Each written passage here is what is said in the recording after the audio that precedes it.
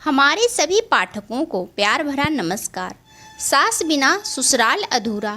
बेटी के कॉलेज जाते ही माधुरी जी ने अपनी सेवानिवृत्त पति विनोद जी को अपने पास बुलाई और बोली, दिन भर पेपर पढ़ते रहते हो, कभी बेटी के बारे में भी सोचा है?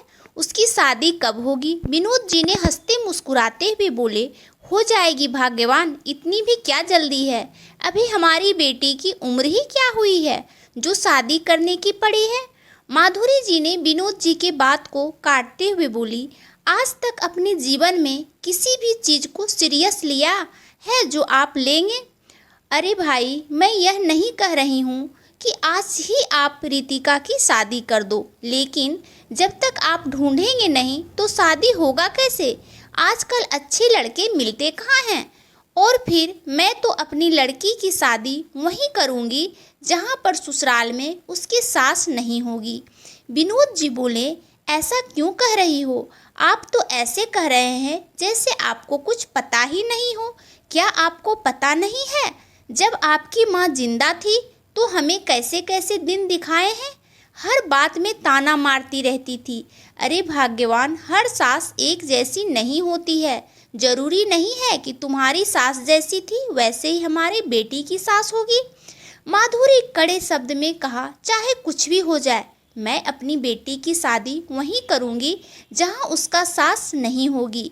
कुछ दिन बाद माधुरी के भाई यानी कि ऋतिक का मामा उनके घर पर आए और उन्होंने बताया, एक लड़का है, रेलवे में टीटी के पद पर कार्य करता है। लड़का अच्छा था, लेकिन माधुरी को यह पता चला कि वह एक संयुक्त परिवार में रहता है तो माधुरी जी ने मना कर दिया। मेरी बेटी कोई नौकरानी नहीं है जो उनके घर में जाकर सबकी सेवा करेगी। मामा जी बोले, शादी करके लड़की जब ससुराल जाती है तो वहाँ नौकरानी नहीं होती है, बल्कि वह उसका घर हो जाता है और अपने परिवार वालों की सेवा करना उसका धर्म और उसका कर्तव्य भी हो जाता है। भैया, चाहे कुछ भी हो जाए, मैं अपनी बेटी की शादी में ऐसे किसी घर में नहीं करूँगी जहाँ पर सास नाम की चिड़िया हो।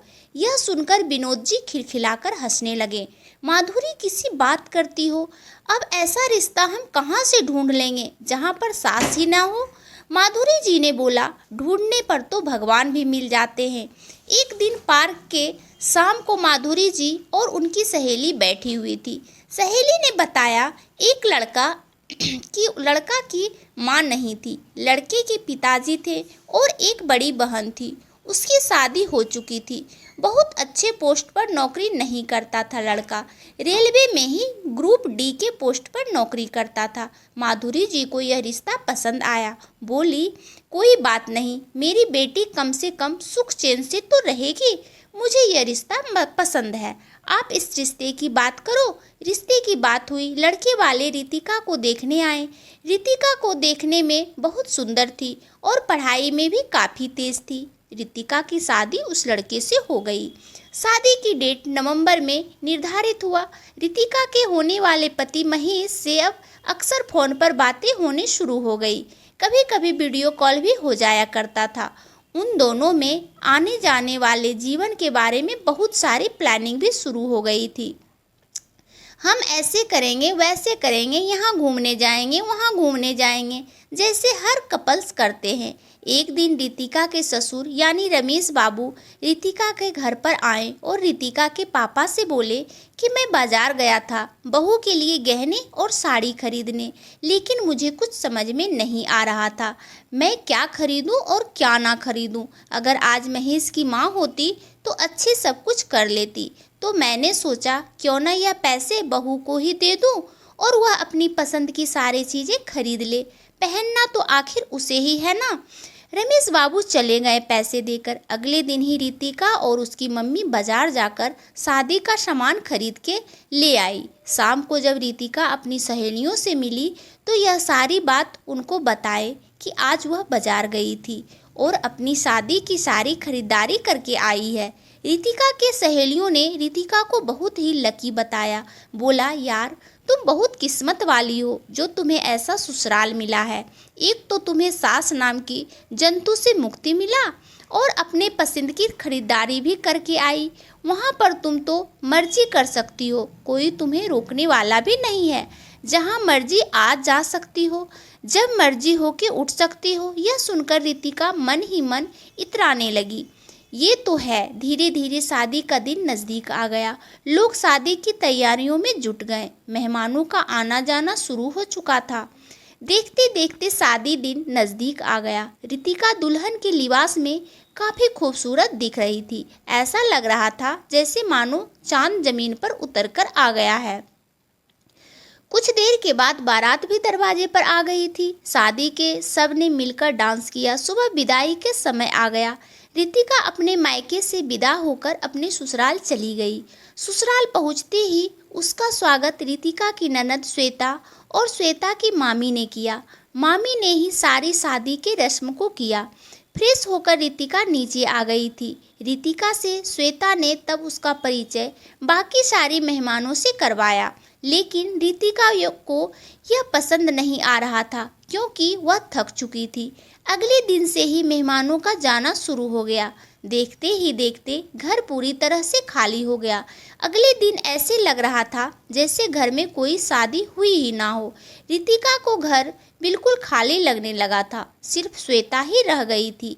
रितिका ने अपने ननद से कहा, दीदी आप कुछ दिन रह जाइएगा। श्वेता बोली, नहीं रह पाऊंगी क्योंकि बच्चों की स्कूल भी खुल गया है और इसके पापा भी खाना नहीं बना पाते हैं, तो मैं फिर जल्दी आऊंगी। अभी तो मुझे जाना पड़ेगा। अगले दिन श्वेता भी चली गई। आज रितिका को बिल्कुल अकेले ऐसा महसूस हो रहा था, काश मेरी सास होती। घर में तो होती, इतना उदास और खाली तो नहीं लगता। खैर अब तो जो होना था हो गया। एक दिन रात को रितिका ने अपने पति से बोली, हनीमून पर चला जाए। ऐसा बोला ही था कि हनीमून पर जाने का बात करने पर ही वह आग बुलबुला हो गया।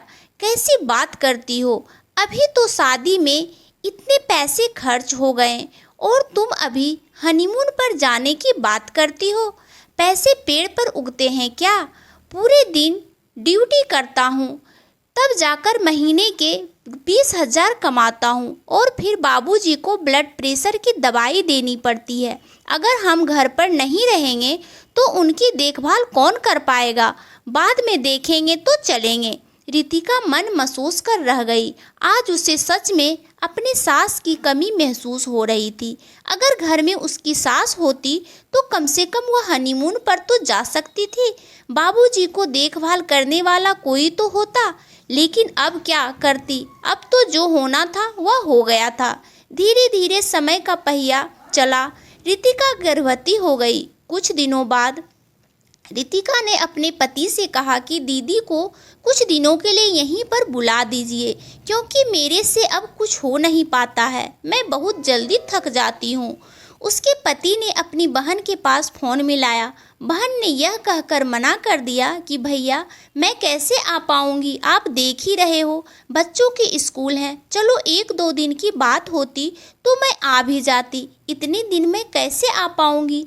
महेश ने रितिका से कहा, तुम ऐसा क्यों नहीं करती, तुम अपनी माँ को यहाँ पर क्यों नहीं बुला लेती हो। रितिका ने बोला कि माँ कैसे आ पाएगी, आपको पता नहीं है क्या कि भाभी वहाँ गर्भवती है, उनकी भी देखभाल करने वाला कोई नहीं है, उनको उनके तो मायके में भी कोई नहीं है। अब महेश भी काफ़ी चिंतित हो गया। कोई बात नहीं। आज के दिन रितिका को सचमुच में अपनी सास की कमी महसूस हो रही थी। उसे ऐसा लग रहा था सही में ससुराल सास के बिना अधूरा होता है। आज मेरे पास सास होती तो मुझे किसी के आगे यह नहीं कहना पड़ता कि आप आ जाओ, आप आ जाओ। जैसे भी होती थोड़ा बहुत तो मदद करती ही, पर यहाँ संभव था ना चाहते हुए भी अपनी माँ के पास फ़ोन लगा दिया और बोली, माँ तुम ही तो पूछ रही थी ना बिना सास वाली ससुराल, अब बताओ मैं क्या करूँ, आप भी यहाँ नहीं आ सकती हो। उसकी माँ को भी सच में अब ऐसा लग रहा था कि हाँ यह ज़रूरी था। अगर आज मेरी बेटी की सास होती तो किसी भी थोड़ी बहुत हेल्प तो कर ही देती, लेकिन क्या करती, बहू को भी अकेला छोड़कर नहीं जा सकती। उन्होंने भी बस यही कहा कि बेटी तुम भी यहीं आ जाओ, जैसे अपनी बहू की करती हो वैसे तुम्हारी भी सेवा कर दिया करूँगी। अंत में यही डिसाइड किया और वह अपने मायके चली गई। कुछ दिनों के बाद रितिका का बहुत प्यारा बच्चा हुआ और बच्चा होने के 15 दिन बाद ही अपने ससुराल चली आई। यहाँ आने के बाद फिर से वही प्रॉब्लम, बच्चे को कौन संभालेगा। खाना भी बनाना होता था, ससुर जी की दवाई देनी होती थी, ना चाहते हुए भी एक बाई रखना पड़ा।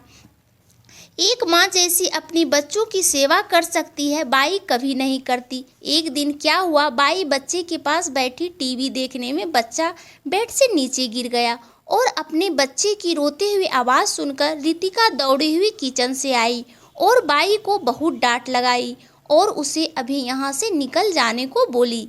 आज के बाद तुम यहाँ आना भी मत। और उस दिन से रितिका ने सोचा जैसे भी हो अपने बच्चों को मैं खुद करूँगी। और उस दिन तो सचमुच बहुत रोई। उसे लग रहा था कि मैं ससुराल में सास कितना ज़रूरी होती है, हर पल उसकी कमी महसूस होती है। तो दोस्तों कैसी लगी आपको ये कहानी, हमें कमेंट करके ज़रूर बताएं। और कहानी अच्छी लगे तो इस कहानी को लाइक करें और इस चैनल को सब्सक्राइब करें। और आप सबका दिन शुभ हो, यही भगवान से प्रार्थना है। धन्यवाद दोस्तों।